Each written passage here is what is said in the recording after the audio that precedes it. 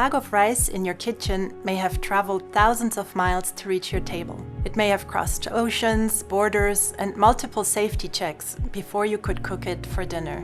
WTO members want any food entering their territory to be safe, free from harmful pesticides, contaminants, pests, and diseases. One contaminated shipment could threaten public health or devastate entire agricultural systems. And it's not just rice. Every apple from New Zealand, every cut of beef from Argentina, and every jar of maple syrup from Canada must meet strict safety standards before entering international markets. But here's the challenge. What happens when safety standards start to look like trade barriers? When legitimate health concerns get mixed up with protectionism? This is where the WTO's agreement on the application of sanitary and phytosanitary measures, known as the SPS agreement, plays a crucial role.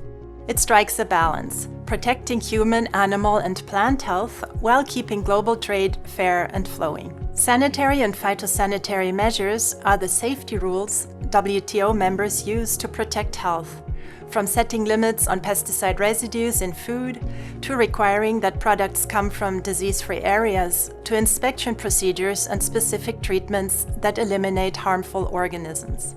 Sanitary refers to protecting human and animal health, while phytosanitary covers plant health. Think of it this way.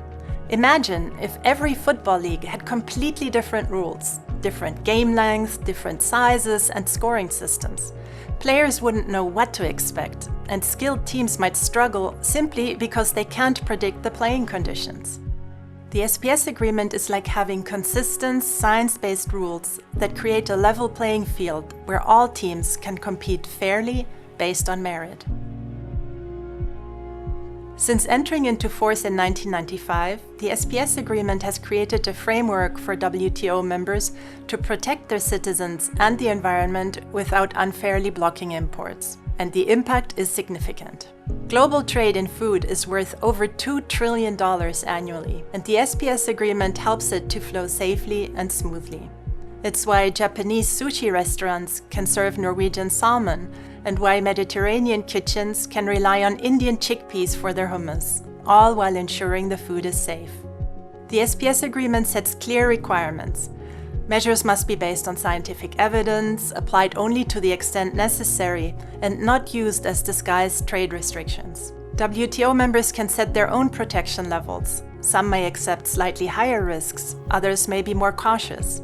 But whatever standards they choose must be backed by science. The agreement also encourages international cooperation. Rather than each country developing its own separate requirements, it promotes the use of international standards from bodies like the Codex Alimentarius for food safety, making trade more predictable and efficient.